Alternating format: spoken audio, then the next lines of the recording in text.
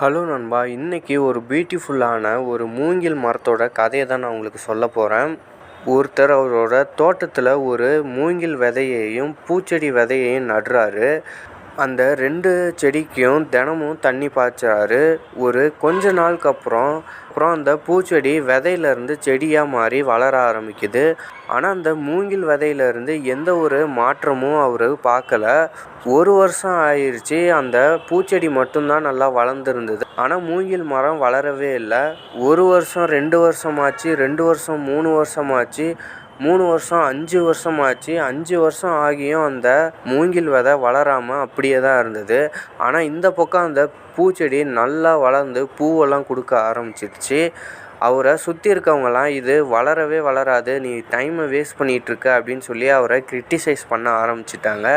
இருந்தாலும் அவர் நம்பி 5 வருஷமாக அந்த பூச்செடிக்கும் அந்த